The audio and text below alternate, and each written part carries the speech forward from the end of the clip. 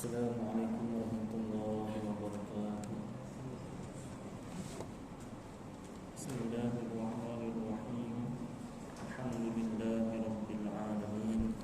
Wassalatu wassalamu ala asyrafil anbiya'i wal mursalin wa ala alihi wa sahbihi wa man tabi'ahum bi ihsanin ila yaumiddin. Amma ba'd. Alhamdulillah, syukur kepada Allah Subhanahu wa taala. Takdir Allah yang sejak azali Allah Ta'ala zahirkan, Allah Ta'ala jadikan kita bersama-sama sambung belajar ataupun ulang kaji ilmu tauhid khasnya dan ilmu agama yang lain amnya. Seperti biasa kita mulakan dengan wirdul Imam Ali ibn Abi Bakr As-Sakran daripada kitab Syawarikul Anwar dan juga kitab Barzanji. A'udzu billahi minasyaitonir rajim. Bismillahirrahmanirrahim. Allahumma inni ihtamtu bidarbillah tuluhu ma sya'allah kufluhu la ilaha illallah babuhu Muhammadur Rasulullah sallallahu alaihi wasallam saqafuhu la hawla wa la quwwata illa billah al-aliyyil azim. Ahata bina min bismillahirrahmanirrahim. Alhamdulillahi rabbil alamin. Ar-rahmanir rahim. Maliki yaumiddin. Iyyaka na'budu wa iyyaka nasta'in. Ihdinas siratal mustaqim. صراط الذين أنعمت عليهم غير المغضوب عليهم ولا الضالين آمين. سور الله لا إله إلا هو الحي القيوم لا تأخذه سنة ولا نوم له ما في السماوات وما في الأرض من ذا الذي يشفع عنده إلا بإذنه يعلم ما بين أيديهم وما خلفهم ولا يحيطون بشيء من علمه إلا بما شاء وسع كرسيه السماوات والأرض ولا يؤوده حفظهما وهو العلي العظيم. بنا استدارت كما استدارت الملائكة بمدينة الرسول بلا خندق ولا سور من كل قدر مقدور وحذر محذور ومن جميع الشرور تترسنا بالله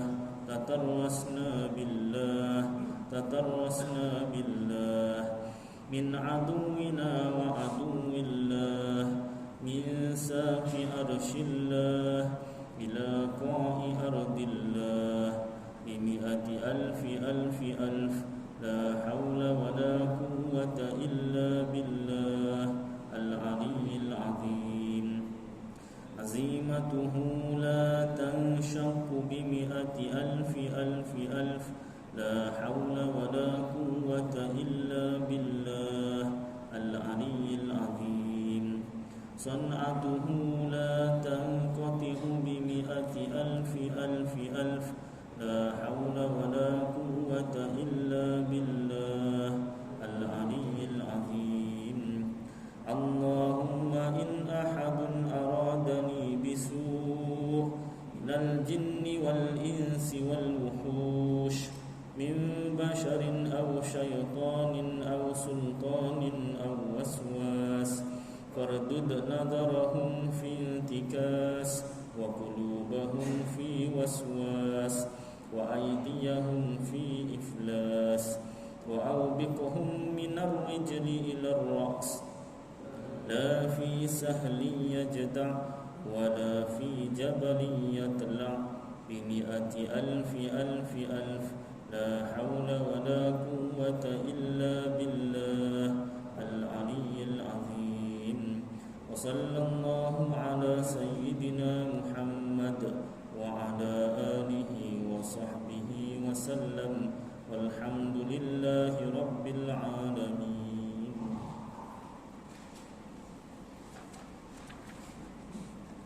Yang berusaha Tuan Pengerusi Masjid Kampung Pokok Baru, yang dihormati Tuan Timbalan Pengerusi Masjid, yang dihormati Barisan AJK Masjid, yang dikasihi tuan-tuan imam, tuan-tuan bilal, muslimin muslimat yang dirahmati Allah Subhanahu wa taala. Baik, kita sambung bacaan kitab Aqidatun Najin fi Ilmi Usuluddin bagi Syekh Zainul Abidin bin Muhammad Al-Fatani yang Rumi, ya. Rumi. Asalnya kitab Jawi. Aqidatun Najin kitab Jawi, ya. Macam dalam dia, ya. Dan kitab ini adalah syarah bagi kitab Ummul Barahin, ya. Kitab Ummul Barahin ini dikarang oleh Syekh Sanusi atau Imam Sanusi, salah seorang imam dalam bidang ilmu tauhid. Baik, muka surat 58 pada bab wahdaniyah dan keterangannya, termasuk yang kedua, ya. Pilih ulang sikit pun tak apa. Jadi yang pertama, wahdaniyah pada zat. Wahdaniyah maknanya esa, satu atau tunggal pada zat iaitu diri Allah Ta'ala. Allah Ta'ala itu tunggal, satu, esa pada dirinya. Maknanya diri Allah Ta'ala itu tidak tersusun dari sebarang anasir atau sebarang komponen. Tidak ada susunan, ya. Contoh nak banding macam kita lah manusia, ada tulang, dalam tulang sumsum tulang, luar tulang ada urat, ada daging, otot, ada kulit. Itu susunan lah, ada susunan. Tak kira lah tulang apa, tulang besi buat dawai ke apa kan. Ada orang macam tu kan. Dia jalan kaki kat jalan raya, tapi dia punya berani tu yang bawa kereta takut. Ataupun yang bawa motor. Ustaz bawa motor, yalah saya bawa motor, tapi saya tak macam apa desap-desup macam tu kan. Macam dia punya tulang tu tulang besi buat dawai. Dia punya tak kisah kalau langgar tu. Dia punya tak kisah tu kan. Baik, tak semua, ada yang bawa motor tertib, tertib kan. Baik, jadi Allah Ta'ala, diri Allah Ta'ala tidak ada susunan. Banding dengan makhluk ada susunan-susunan. Contoh kita lah. Kemudian zat Allah yang macam ni, yang tak ada susunan ini, hanya zat Allah, hanya diri Allah Ta'ala. Selain Allah Ta'ala tak ada yang zat yang macam ni, yang tak ada susunan. Ya, tak ada. Baik, itu esa Allah Ta'ala pada zat, pada diri Allah. Yang kedua, esa atau wahdaniyah pada sifat. Maknanya setiap sifat Allah. Sifat Allah tu ada berapa? 20 Ustaz? Salah. 13 Ustaz? Salah juga. Habis kan kita belajar sifat 20? Ya, memang kita belajar sifat 20. Tapi sifat Allah Ta'ala ada banyak. Berapa banyak? Tak terbilang. Hanya Allah yang tahu. Habis kenapa kita tak belajar semua? 20 saja belajar pun tak faham-faham. Bukan orang sinilah, orang lain, tak faham-faham tu pun salah faham. Dah salah faham, dia rasa dia yang faham, orang lain semua salah faham. Pun ada. Itu baru suruh wajib belajar 20 sifat. Nak belajar semua. Tak diwajibkan belajar semua sifat Allah. Pasal apa? Bilangan pun tak tahu berapa banyak. Yang wajib belajar 20. Ada setengah ulama kata 13, ya, yang wajib belajar. Jadi setiap sifat Allah Ta'ala yang tak terbilang banyaknya tu, setiap satu sifat Allah Ta'ala tu tidak berbilang-bilang. Contoh, salah satu sifat Allah kudrat, kuasa, kuasa Allah satu, tidak boleh dibahagi-bahagikan, apatah lagi dipinjamkan pada makhluk. Kalau ada sesiapa yang meyakini bahawasanya Allah Ta'ala ni ada sifat kudrat, kuasa. Allah Ta'ala berkuasa, makhluk tak berkuasa. Jadi makhluk ni macam mana bergerak, memilih baik buruk, buat jahat, buat baik, Allah pinjamkan kuasa pada makhluk. Nescaya kalau siapa-siapa berfahaman begini, makna yang tersirat tu, dia sudah mengiktikadkan percaya dalam hati bahawasanya kuasa Allah tu, sifat kudrat Allah boleh dibahagi-bahagi dua, pecah-pecah dua atau lebih lagi. Sebab dia sudah dipinjamkan kepada makhluk. Jadi kata ulama tauhid itu fahaman Mu'tazilah, bukan Ahlu Sunnah. Mu'tazilah ni dia tak ada isi orang. Siapa nak masuk ni Mu'tazilah punya kelab? Tak ada, dia bukan kelab. Dia tak ada isi orang, tak ada yuran, tak ada.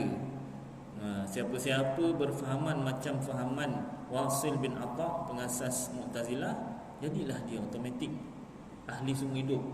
Tak payah bayar yuran. Maka sebahagian ulama ahli sunnah kata fahaman Mu'tazilah ini kafir, murtad, bukan Islam dah. Walaupun dia pakaiannya pakaian Islam, walaupun dia beribadat lebih hebat daripada yang ahli sunnah jamaah, tapi bila akidahnya salah, hancur lebur semua amalan. Alhamdulillah min dzalik. Itu sebab, antara sebab kita adakan kuliah Maghrib ni masjid, supaya kita mantapkan lagi fahaman Ahlus Sunnah wal Jamaah, Asy'ariyah, Maturidiyah, dan tidak terjerumus, tak tercebur ke dalam neraka, iaitu tak tercebur dalam fahaman yang sesat. Baik, tuan-tuan dah belajar, ni cuma ulang kaji, ulang kaji lagi. Pasal dah lama sangat. Kalau macam saya sendiri dah 37, last sekolah agama darjah khas berapa tu? Lupa dah. Kelas 90-an lah kan. Jadi ni dah 2000-an, dah 20 tahun lebih lah kan. Dia nak ingat balik tu, inilah cara dia. Masuk sekolah agama balik, entah bila pula kan, masa tak ada apa semua kan. Baik. Jadi setiap sifat Allah Ta'ala tidak berbilang, dan hanya Allah yang bersifat dengan sifat-sifat kesempurnaan tu. Baik, sambung yang huraian yang kedua tu, isi Allah Ta'ala bersifat. Dan tiada bagi orang yang lainnya, lain daripada Allah, sifat seperti sifatnya, seperti sifat Allah. Seperti contoh adalah bagi yang lain itu kudrat, kuasa seperti kudrat Allah Ta'ala, tak ada.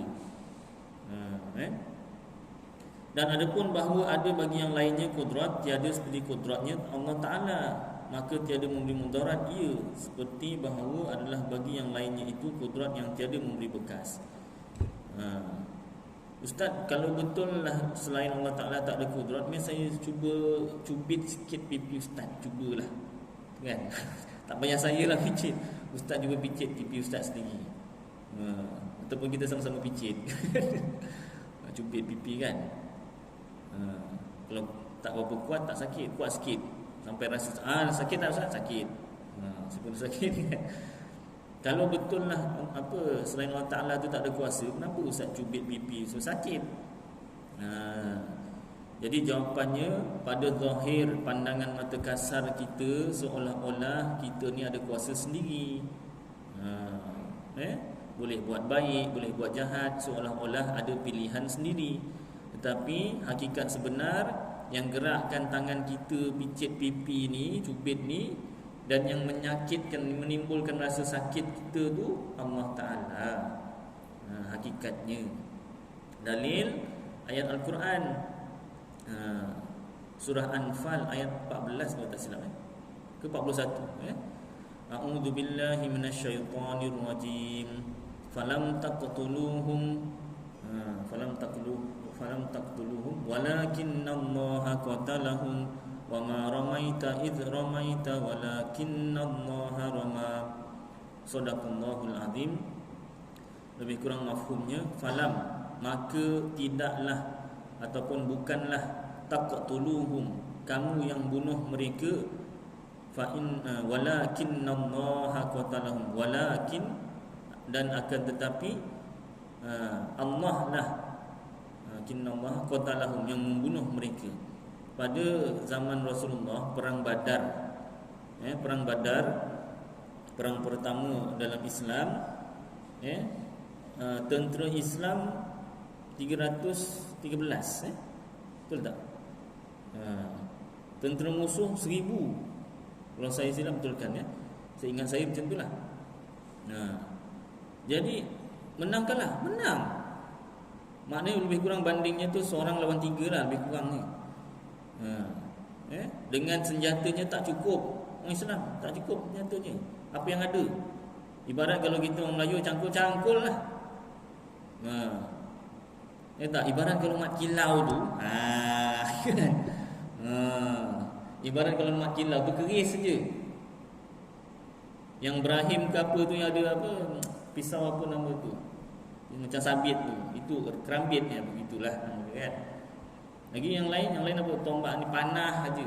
Musuh senapang, dier dari jauh mati dah. Meriam. Ustaz ni macam dah tengok je makin lama tak, anak saudara saya dah tengok dia cerita. Dia cerita kan, meriam, tengok meriam, dier kan, betul kan. Mak dier mati semua kan. Orang Melayu apa, mak kilau kawan-kawan ada apa, cangkul lah, parang lah, pisau memotong apa nama ni, bawang. Apa yang ada, kan, menang kalah, menang. Yang scene yang tu lah menang. Mak kilau kedua tak tahulah nanti macam mana kan. Yang mati ada juga mati. Perang Badar ada juga yang mati. Jadi daripada perang Badar tu menang, Allah Ta'ala turunkan ayat, falam taqtuluhum walakinallaha qatalahum, dan bukan engkau yang bunuh mereka wahai Rasulullah dan sahabat, ketika kamu nampak kamu yang bunuh. Bukan kamu yang bunuh, hakikat sebenarnya tu bukan kamu yang bunuh. Padahal sahabat tu perang habis-habisan, mati-matian, sap, putus leher ke apa kan musuh. Sampai ada yang terkorban masa perang Badar. Allah turunkan ayat untuk betulkan akidah. Bukan betulkan, untuk perkuatkan akidah. Akidah mereka dah betul lah, kuatkan. Falam taqtuluhum, bukan kamu yang bunuh mereka wahai Nabi dan sahabat. Ketika zahir, hakikatnya bukan kamu yang bunuh. Walakinallaha qatalahum, akan tapi Allah lah yang bunuh mereka, pada hakikat. Wama romaita, dan bukan kamu lempar atau lontar. Ketika perang Badar pernah Rasulullah ambil pasir, lontarkan pasir. Tak ada lontaran tu melainkan semuanya masuk pada mata orang kafir ketika itu. Rasulullah ambil pasir, lontar. Masa tu masuk mata orang kafir, susahlah nak buang tu kan. Jadi Allah Ta'ala peringatkan, bukan betul kan? Dah betul lah kita, peringatkan, kuatkan. Wa ma ramaita, dan bukan kamu yang lontar wahai Muhammad pasir itu, id ramaita, ketika kamu lontar. Bukan kamu yang lontar, hakikat. Dari segi hakikat, ini tafsir dalam kitab Tafsir Jalalain, Tafsir Marahul Labid, Tafsir Ibnu Katsir, itu boleh rujuk. Tapi yang banyak ni saya rujuk kitab Marahul Labid lah, kitab Tafsir Marahul Labid, bagi Syekh Nawawi Al-Bantani. Bukan kamu yang lontar, hakikat sebenar, idh ramaita, ketika kamu lontar pada zahir, pandangan mata kasar. Nabi ambil pasir, Nabi yang lontar. Tapi Allah Ta'ala kata hakikatnya bukan kamu yang lontar. Zahir nampak kamu lontar, hakikatnya Allah yang gerakkan tu. Pasir, Allah Ta'ala yang gerakkan tangan Nabi Muhammad. Allah Ta'ala yang sampaikan pasir tu kat mata orang kafir. Dan Allah Ta'ala yang sakitkan mata orang kafir tu. Hakikat idh ramaita, ketika zahir kamu lontar. Walakinnallaha rama, akan tapi Allah lah yang melontar pada hakikat. Itu dalil bahawasanya Ahlus Sunnah wal Jamaah, fahaman Ahlus Sunnah wal Jamaah ini perlu ada dua perkara dalam hati kita. Pertama, zahir syariat. Yang kedua, hakikat tauhid. Pada zahir pandangan mata kasar, seolah-olah kita yang boleh bergerak sendiri, seolah-olah kita ada kuasa sendiri, seolah-olah kita ada pilihan sendiri nak buat baik atau buat jahat. Ni nak pergi kuliah Ustaz Aidil ke nak pergi tengok mat kilau ni contoh. Contohlah kan. Wayang. Maka dia pun pilih duduk kuliah kan. Ada yang pilih tengok wayang. Contohlah ni nak buat contoh kan. Jadi pilihan tu seolah-olah kita yang buat pilihan sendiri, kita yang bergerak sendiri. Hakikatnya Allah yang tentukan hati kita tu nak buat baik atau jahat, dan Allah yang gerakkan kita buat baik atau jahat. Itulah apa fahaman Ahlus Sunnah wal Jamaah. Kalau tak ada dua perkara ni, zahir syariat dan hakikat tauhid, susah kita nak memahami. Sebab ayat Al-Quran ada yang zahir, ada yang hakikat. Contoh tadilah ayat Quran tadi cukuplah tu satu contoh. Baik. Maka iaitu muafakat pada nama kudrat. Kita ni ada kudrat, kuasa. Nama sama, Allah ada kuasa. Kita pun seolah-olah ada kuasa, tetapi antara dua kudrat itu bersalahan pada hakikatnya. Tapi tak sama. Kudrat Allah memberi bekas. Bekas tu kesan. Ada kesannya. Berlakulah. Kudrat kita, kuasa kita ni, perbuatan kita ni tak ada memberi bekas. Senang cerita, tak ada kesan. Itu sebab setengah ulama kata dalam kitab Tuhfatul Murid, kitab Arab bagi Syekh Ibrahim Bajuri, ulama tauhid, kata jangan kau kata tiada selain Allah itu tiada kuasa yang sama dengan kuasa Allah. Jangan kau cakap macam tu. Maknanya selain Allah tu ada kuasa, cuma tak sama dengan kuasa Allah. Jangan kau cakap macam tu. Maknanya kalau kau cakap macam tu, seolah-olah selain Allah tu ada yang boleh memberi bekas. Tapi cakaplah tiada perbuatan ataupun tiada kuasa melainkan kuasa Allah. Itu nanti masuk pada perbuatan lah, lagi senang dalil untuk perbuatan. Tapi tak apa, kira iklan lah boleh dikaitkan sebab dia sifat kudrat tu kan. Baik. Kias olehmu, bandingkan pada segala sifat yang lain, sifat Allah yang lain yang sah diitlakkan, diguna pakai pada hamba-Nya.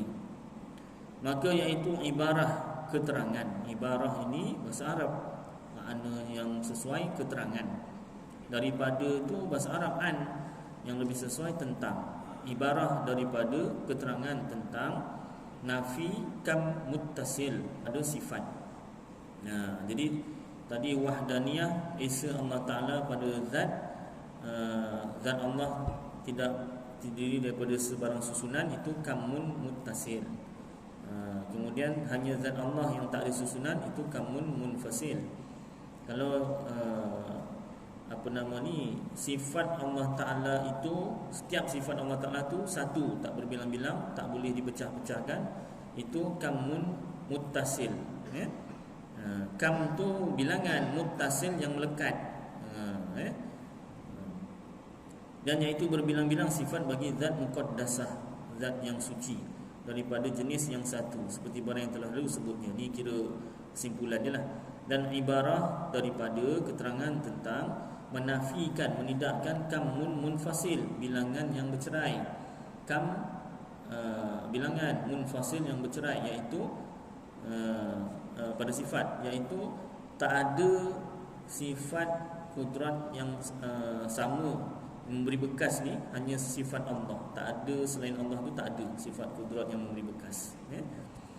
Dan iaitu sebut wujud sifat bagi yang lain daripada Allah, seperti sifat Allah Ta'ala seperti yang telah lalu sebutnya. Itu kesimpulan dia. Baik. Dan ketiga, masuk pada esa Allah Ta'ala, bahagian yang ketiga. Maksudnya kita nak mengesakan Allah Ta'ala ni kena ada tiga perkara dalam hati kita. Esa Allah pada zat, esa pada sifat, esa pada af'al, perbuatan. Kalau satu saja tak cukup kita mengesakan Allah. Dua saja pun tak cukup kita mengesakan Allah. Tiga baru cukup, yang namanya mengesakan Allah Ta'ala. Baik, dan ketiga wahdaniyah, Esa tunggal pada perbuatan. Lebih kurang macam kudrat tadi ya. Dan maknanya tiada subut, tiada wujud, tiada adalah, tak adalah fi'il, ini perbuatan bagi yang lain daripada Allah Ta'ala. Selain Allah tak ada perbuatan. Hakikat ni, cerita hakikat ni. Ibaratnya kalau kereta tu cerita pasal enjin ni. Dah jangan tengok tayar dah. Pada zahir tengok luaran, kalau kereta tu yang gerakkan tayar lah. Tengok luaran kan. Tayar Viva ni muat 15 inci ni. Wah, 15 inci disumbat je. Penuh muatan jejak body kan. Pasal apa? Luaran nampak tayar yang gerakkan kereta. Yang sebenarnya yang gerakkan kereta tayar mahal sekalipun, Michelin sekalipun, tapi kalau enjinnya rosak tak jalan. Boleh jalan, tolak lah. Tolak. Yang gerakkan betul-betul kereta tu enjin. Walau tayar murah sekalipun, enjin okey, gerak KL ya tak? Sampailah. Viva saya tu kan, mana pergi? Sampai mana? Pulau Pinang pernah. Pulau Pinang masa tu ada beri kahwin ke apa gitulah. Lepas tu itu pantai barat, pantai timur Terengganu, hantar adik pergi UMT. Pernah sampai. Pelan lah. Yang penting enjinnya okey. Minyak ada, tol ada. Betul. Baik. Jadi tauhid ni cerita pasal enjin, cerita pasal hakikat yang sebenar. Tiada perbuatan selain daripada Allah Ta'ala, dan tiada bersekutu yang lain daripada Allah bagi Allah pada perbuatan. Tak ada yang tolong Allah Ta'ala. Bersekutu tu bersama-sama, saing-saing Allah Ta'ala. Tak ada yang tolong.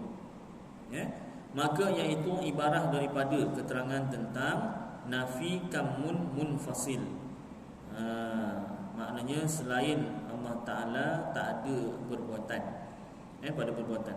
Dan iaitu sebut wujud ataupun ada perbuatan bagi yang lain daripada Allah Ta'ala. Diulang balik. Seperti bahawa ada bagi api itu memberi bekas pada menghanguskan. Boleh tak satu orang dia kata ataupun dia percaya dalam hati, bila dia kata tu, itu apa yang dalam hati dia lah. Dia zahirkan, dia keluarkan. Dia kata, tuan-tuan, Allah berkuasa, makhluk tak berkuasa. Tapi macam mana api itu boleh masak nasi, boleh masak lauk, macam mana? Api ni ada sifat membakar, ataupun ada sifat menghanguskan. Itu sebab dia boleh menghanguskan. Ya tak? Kalau macam tu sudah bertentangan dengan keterangan kitab. Dia kata sini bahawa ada bagi api itu memberi bekas, memberi kesan pada menghanguskan. Maka tiada ternafi kamun muttasil, bilangan yang ada, bilangan yang bercantum pada perbuatan dengan wahdaniyah al-af'al. Maksudnya tak ternafi, tak mengisahkan Allah kalau macam tu. Tapi yang sebenar macam mana? Pada zahir, pandangan mata kasar, seolah-olah api itu boleh memanaskan, boleh menghanguskan, boleh membakar. Hakikat yang sebenar, Allah lah yang menghanguskan, Allah lah yang membakar, Allah lah yang memanaskan, membakar, menghanguskan. Contoh Nabi Ibrahim yang dicampak dalam api itu kan. Nabi Ibrahim dicampak dalam api. Bila dicampak dalam api, kisah Nabi Ibrahim tu, pakaian Nabi Ibrahim dan juga tali yang mengikat Nabi Ibrahim tu terbakar. Tapi Nabi Ibrahim, badan Nabi Ibrahim dan pakaian dia tak terbakar. Talinya sahaja yang terbakar. Yang terbakar talinya sahaja. Nabi Ibrahim selamat, tak melecur langsung. Padahal Nabi Ibrahim tu nak dimasukkan oleh Namrud. Kalau setengah kitab tauhid, Namrud Zal. Kalau kita selalu dengar cerita Namrud, Dalam kitab Tauhid, setengah kitab Tauhid disebut Namrud. Namrud nak masukkan tentera dia lah, nak masukkan Nabi Ibrahim dalam api tu daripada jauh. Pakai apa? Pakai plastik. Plastik besar lah. Plastik kecil macam mana kan? Boleh. Plastik besar. Nak masukkan Nabi Ibrahim dalam api tu. Pasal apa? Tak boleh nak tolak gitu. Panas. Panas. Pakai plastik. Campakkan Nabi Ibrahim dalam api. Dia punya panas tu. Daripada jauh panas. Nabi Ibrahim masuk dalam api betul. Yang tukang campak daripada jauh dah rasa panas. Nabi Ibrahim dalam api betul. Tu yang apa Nabi Ibrahim baca tu kan. Qulna ya narukuni bardan wa salaman ala Ibrahim. Itu antara ayat untuk meredakan demam panas. Arwah apa ni? Arwah pula. Bapak mentua saya selalu makan tu, dia beli buku amalan-amalan apa perubatan daripada ayat Quran kan. Ruqyah tu kan. Dia amalkan juga. Anak saya demam tu saya cuba jugalah amalkan kan, baca Fatihah dan baca ayat tu, tiupkan satu badan kan. Ataupun boleh juga tiupkan ke air, minum tu kan. Surah apa tu lupa dah. Qulna ya narukuni bardan wa salaman ala Ibrahim. Jadi Nabi Ibrahim tak terbakar. Tali yang ikat Nabi Ibrahim tu terbakar. Macam mana boleh ada yang terbakar, ada yang tak terbakar ni? Lalu ada orang menyelesaikan masalah ini dengan mengatakan, pada ketika Nabi Ibrahim dicampak dalam api, Allah Ta'ala tarik sifat api. Api ni ada sifat, sifatnya membakar, menghanguskan. Jadi masa Nabi Ibrahim dicampak dalam api, Allah Ta'ala tarik sifat api. Sebab itulah Nabi Ibrahim tak terbakar. Kalau macam tu, kenapa talinya terbakar? Allah Ta'ala tarik tak habis. Kan macam tak kena tu jawapannya. Rupanya dalam kitab pun memang tak kena. Jawapan yang sebetulnya, pada zahir pandangan mata kasar, seolah-olah api itu ada sifat menghanguskan, membakar. Hakikatnya yang menghanguskan, yang membakar Allah. Tapi kenapa nak tali Nabi Ibrahim terbakar, Nabi Ibrahim tak terbakar? Sebab Allah Ta'ala nak bakar tali yang ikat Nabi Ibrahim. Allah Ta'ala tak nak bakar Nabi Ibrahim. Itu jawapan yang tepat daripada Ahlus Sunnah wal Jamaah.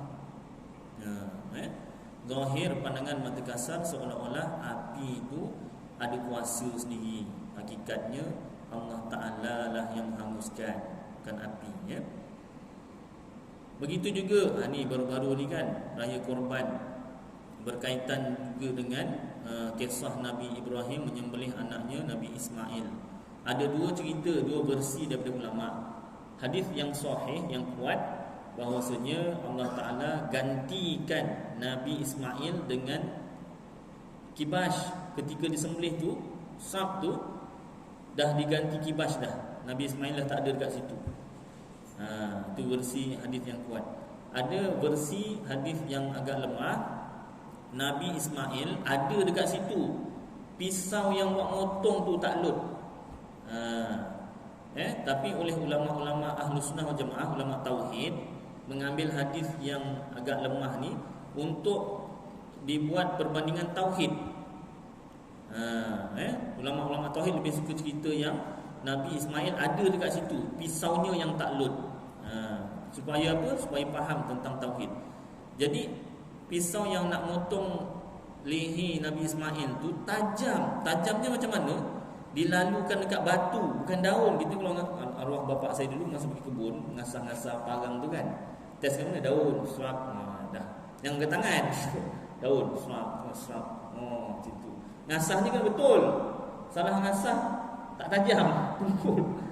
Jadi kalau ngasah gini kan, nanti pusing ke sini, ngasah macam ni. Pening ngasah, nanti kita praktis lah. Yang tahu-tahulah. Ngasahnya jangan salah. Gini, waktu pusing gini juga. Tak kena. Tak boleh. Ni kena silang. Satu macam ni kan, sengat macam ni. Bila terbalikkan tu, sengatnya kena macam ni pula. Pening lah. Nanti belajar yang mahir lah, yang tahu.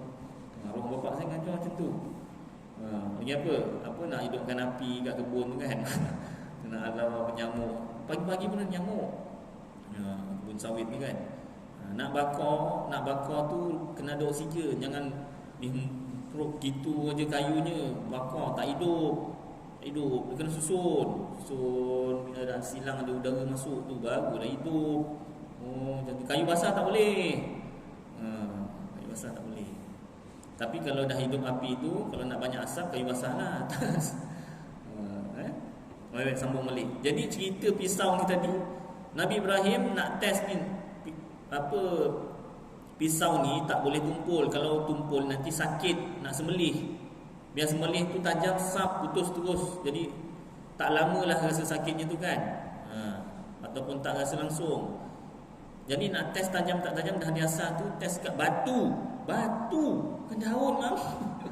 Daun tu okey lagi dah, batu terbelah dulu punya tajam. Tak macam mana kita tak pernah lagi nampak. Saya tak pernah lagi nampak nak test ni, nak buat sembelih lembu ni. Test kat batu. Wah, tak ada. Kena marah dia lah. Mam, 200 lebih pisau tu jangan ditest kat batu. Batu ditestnya. Aku nak ikut ni Nabi Ibrahim, Ustaz Aida cerita. Jangan itu. Itu pisau macam mana punya asah tak tahu. Nabi Ibrahim asah kan. Batu terbelah. Mak cerita punya tajam lah. Itu kalau kita pakai itu apa nama dia tu pun tak tahulah boleh tajam macam tu ke tak. Jadi nak cerita tajam. Bila sembelih, ya Allah, taklud langsung. Batu tadi terbelah dua. Ni leher manusia kan lembut ni. Taklud langsung. Jadi ulama tauhid kata, kenapa taklud? Sebab yang memutuskan tu, yang melukakan tu bukan pisau. Tak boleh kita katakan pisau ni ada sifat memotong, memutuskan. Pada zaman Nabi Ibrahim nak sembelih Nabi Ismail, Allah tarik sifat memotong daripada pisau. Kalau macam tu, kenapa batu tu terbelah? Allah Ta'ala tarik sifat tu tak habis. Tak kena, semua macam tadi, tak kena. Kok Allah Ta'ala kok tariknya kok sikit-sikit habis kok macam mana toh? Kan tak kena kan? Jadi jawapan yang sebenar, kisah Nabi Ibrahim menyembelih Nabi Ismail tu, kenapa tak putus leher Nabi Ismail? Batu terbelah dua. Sebab yang memutuskan bukan pisau. Pada zahir pandangan mata kasar, seolah-olah pisau itu ada kuasa memotong, memutuskan. Hakikatnya yang memutuskan, yang memotong, yang membelah Allah. Itu sebab bila Nabi Ibrahim lalukan pisau tu tekan pada leher Nabi Ismail, tak putus sebab Allah Ta'ala tak nak putuskan leher Nabi Ismail. Itu jawapannya tuan-tuan. Kiaslah dengan yang lain. Baik, sambung sini balik. Maka iaitu ibarah daripada keterangan tentang nafi kam munfasil pada perbuatan. Allah Ta'ala, selain Allah Ta'ala tak ada perbuatan, hanya Allah Ta'ala. Iaitu sebut perbuatan bagi yang lain daripada Allah Ta'ala. Selain Allah Ta'ala tu ada perbuatan, tu kita nafikan. Seperti bahawa ada bagi api itu memberi bekas pada menghanguskan. Itu yang kita nak nafikan. Maka tiada ternafi kam muttasil pada perbuatan dengan wahdaniyah al-af'al jika ditaswirkan, digambarkan dengan berbilang-bilang af'al. Kerana af'al Allah Ta'ala itu amat banyak. Tak boleh digambarkan perbuatan Allah Ta'ala tu berbilang-bilang. Satu perbuatan Allah tu berbilang-bilang. Dan jika ditaswirkan, digambarkan dengan bahawa tiada berbuat suatu perbuatan melainkan bersekutu, ada kawan akan dia oleh yang lain padanya, maka iaitu dinafikan pula dengan wahdaniyah pada perbuatan. Seperti dijadikan bagi api itu kuasa. Allah Ta'ala pinjamkan kuasa pada api. Tak boleh. Kitab Tauhid kata, ulama kata. Dan sebab demikian kuat itu memberi bekas pada barang yang menyertakan dia. Dengan sebab kuasa yang Allah pinjamkan pada api, pada pisau itulah api itu membakar, pisau itu memotong. Tak boleh. Dan seperti adalah bagi hamba itu kudrat, kuasa yang memberi bekas pada berbuat taat dan maksiat. Begitu juga makhluk, Allah Ta'ala pinjamkan kuasa pada makhluk, pada manusia. Maka manusia itulah memilih buat baik ke jahat. Manusia itulah nak buat perbuatan baik dan jahat. Dia yang pilih, dia yang buat sendiri. Tidak, salah macam tu. Habis kalau macam tu, macam mana dapat dosa pahala? Nanti ada cerita dia belakang. Tapi tak apalah, pasal benda tu berkaitan. Berkaitan. Dosa dan pahala bukan sebab amalan kita. Satu orang dapat pahala bukan sebab amalan kita. Satu orang masuk syurga bukan sebab amalan kita. Itu sebab kasih sayang Allah, rahmat Allah.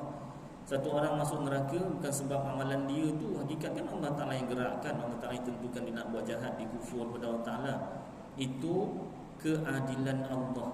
Mana adil? Keadilan Allah ni bukan beli kek, macam kita beli kek, anak ada 2 orang, belah 2, seorang 1. Tak. Keadilan Allah Ta'ala maknanya hak milik Allah Ta'ala. Segala makhluk ni, termasuk kita ni, termasuklah Nabi Muhammad SAW, semuanya hak milik Allah Ta'ala. Kan saya sebenarnya pernah sebut banyak kali, Allah Ta'ala jadikan Nabi Muhammad itu kekasihnya. Tetapi pernah suatu malam Rasulullah SAW membacakan ayat Al-Quran sambil menangis. In tu'adzibhum fa innahum ibaduk wa in taghfir lahum innaka antal azizul hakim. Saya lupa ayat aku, surah berapa? Surah apa, ayat berapa?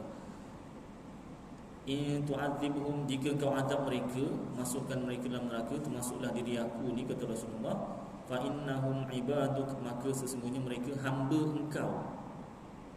Aku ni, kata Rasulullah, hamba engkau ya Allah. Walaupun aku ni kekasih engkau, aku ni hamba engkau. Apa lagi? Itu Nabi cakap macam tu, apatah lagi kita.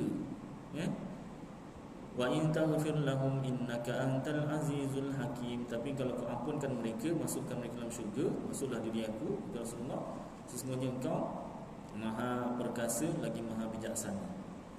Jadi kita masuk syurga insya-Allah dengan rahmat Allah. Kalau masuk neraka, naudzubillah min dzalik, itu dengan keadilan Allah, yakni hak milik Allah Ta'ala. Baik semua. Maka nanti akan datang diterangkan, tapi saya dah iklankan sikitlah. Maka segala kam, bilangan tu tadi, ini iaitu kam muttasil dan kam munfasil pada zat, pada diri Allah Ta'ala, dan kam muttasil dan munfasil pada sifat, dan kam munfasil daripada af'al. Demikian lagi kam muttasil pada af'al jika ditaswirkan, digambarkan dengan bahawa ia berbuat sesuatu, ada orang yang bersekutu akan dia padanya, sekaliannya itu dinafikan dengan wahdaniyah.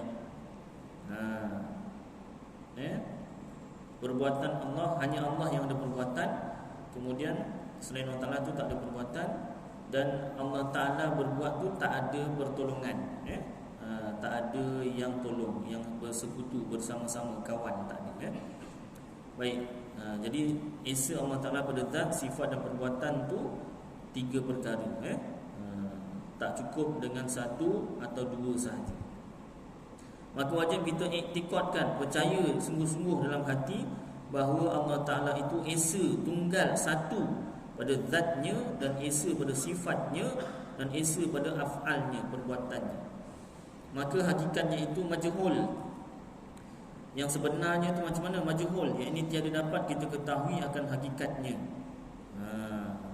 Maka kita serahkan, contoh esa Allah Ta'ala pada zatnya, diri Allah Ta'ala itu tiada sebarang susunan, bukan daripada apa-apa susunan.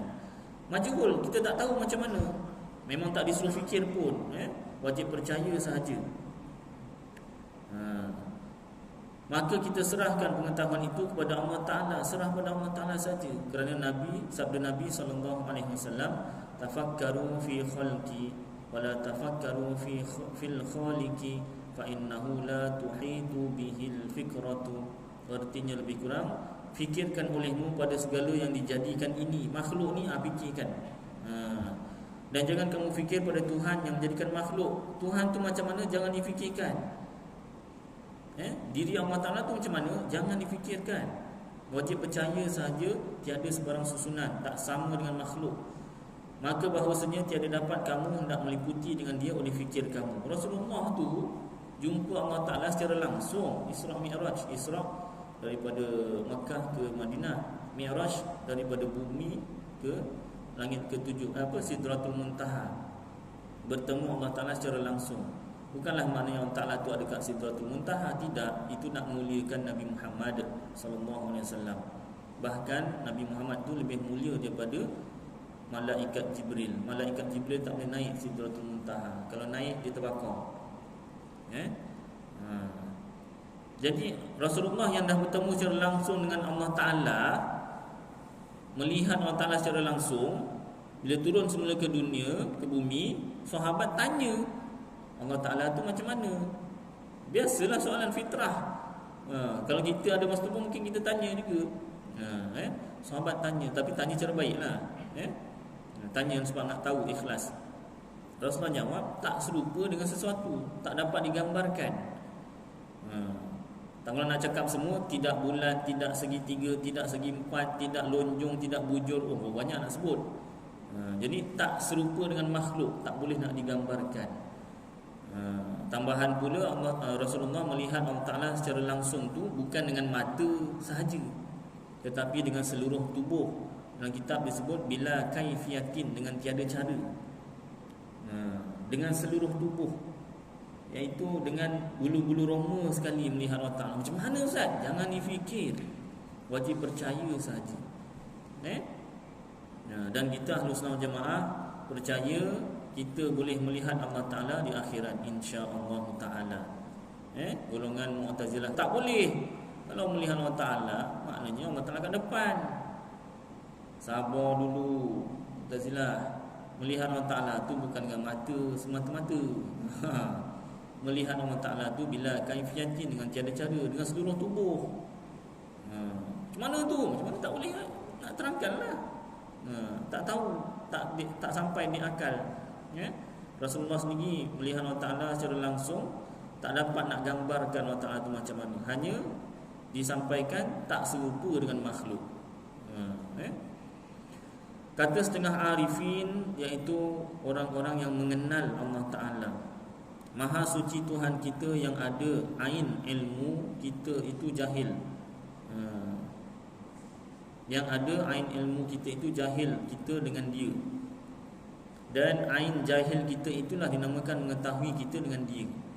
Bila kita dah belajar, kita akan belajar bahawasanya zat Allah tu macam mana, tak tahu. Bila kita dah kata, dah dalam hati kata tak tahu Allah Ta'ala tu macam mana, itulah namanya kenal Allah Ta'ala. Mengenal Allah Ta'ala tu macam mana. Bukan kenal Allah Ta'ala tu kita tahu zatnya tu macam mana, boleh gambarkan. Tidak. Bila kita dah belajar, Allah Ta'ala ni zatnya tak serupa dengan makhluk. Macam mana? Tak tahu. Tahap tu barulah dinamakan mengetahui atau mengenal Allah Ta'ala. Artinya kesudahan mengetahui kita akan dia itu hingga sampai kepada tiada didapat akan hakikat zatnya. Dan tiada dapat hakikat zat itu dinamakan mengetahui. Sampai tahap kita dah belajar, dah tahu Allah Ta'ala ni zatnya tak tahu macam mana, tak dapat digambarkan, itulah namanya mengetahui. Dan apabila tiada dapat kita ketahui akan setengah daripada makhluknya dengan mudah, maka betapa kita hendak mengetahui daripada hakikat Tuhan yang menjadikan sekalian makhluk. Makhluk pun tak semua makhluk kita dapat tahu dengan mudah. Tak?